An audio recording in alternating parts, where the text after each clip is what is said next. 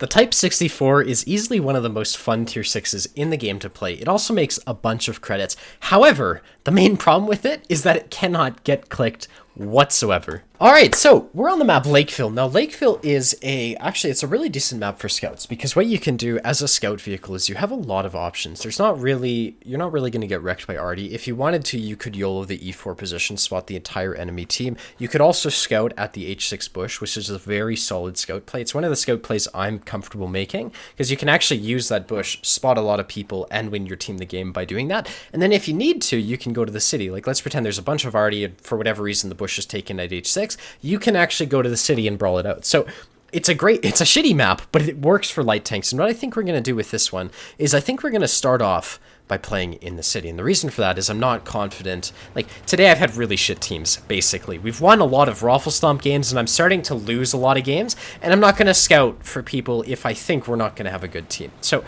I don't have XGM, I just noticed, like, everyone notices the trends. We're going to start off by going to the city, we'll scout later if we need to, and it's actually really easy to do from the city, so we're not screwing over our team too much by playing, you know, aggressively in our light tank.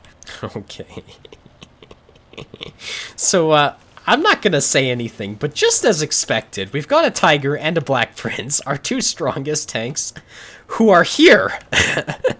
And then 100% of our, like, apart from two tanks, everyone is going towards the southeastern corner of the map, which, okay, the valley is required. You can't lose the valley on this map. If you lose the valley, the enemy team will cap out. And so we've got a tank with 3 degrees of gun depression going valley and a tank destroyer. And, I'm not very confident that we're going to do well here. So I've come to this position to get early shots. This is absolutely the right play. What the hell are they doing? I don't get it. So what I think is going to happen is are these guys still full HP? So what I think is going to happen is we're going to play this angle. We're going to try to get as much damage as we can. And very quickly, our team's going to crumble around us. So we're going to, this is just my prediction. I could be wrong. And if I'm wrong, I want to be on the front lines to make sure I get damage out of this game. However, I'm not going to be aggressive unless I have teammates supporting me is basically the idea. So here you go. We've got a P-43 is coming into position. Now our heavies have gotten into the city as well. So it looks like we might be able to push up. Kind of. My fear is that if I push up to somewhere like this, I'm going to get YOLO'd. So what I'm going to do is I'm going to watch this angle and make sure no one YOLO's the P-43. And now that he's in a decent position and he can actually get supported, I'm going to consider... This is really rough. This vehicle's not designed for this at all. What I can do is I can come here, and I think I'll pick fights with people over in this area. So Cromwell right there, put a shot in his direction. That's exactly what we needed to do. Now I can come over... Am I spotted?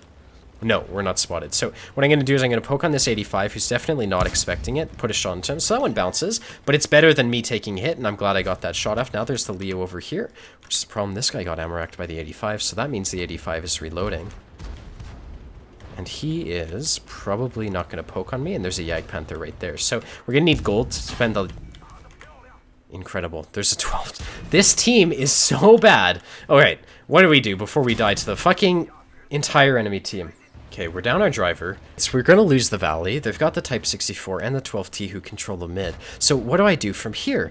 I think I need to go to a position kind of where the Super Hellcat is, wait to get my driver back, and try to make the most of the situation, because this is undoubtedly not a great team. So what's going to happen here is they're going to push the valley. We're going to lose the city push as well, and that's going to be our game over and done with. What I think is going to happen is I think this T-3045 is going to make a play along with the 12T, and that's where I'm going to try to get, 1,000 or so damage out of this game, like something reasonable, so that my game isn't like a 0 damage loss. So from here, I've got shots in the 12T. We're going to take advantage of this. Hopefully the Super Hellcat kills the 12T, because the last thing we want is to get lit by the Super Hellcat. Now, or the 12T. So what I think I'm going to do also is I think I'm going to take a position like this. And this position is very open to the mid, which is a problem. We can't play this angle. What I'd rather do is I'd rather sit behind a house.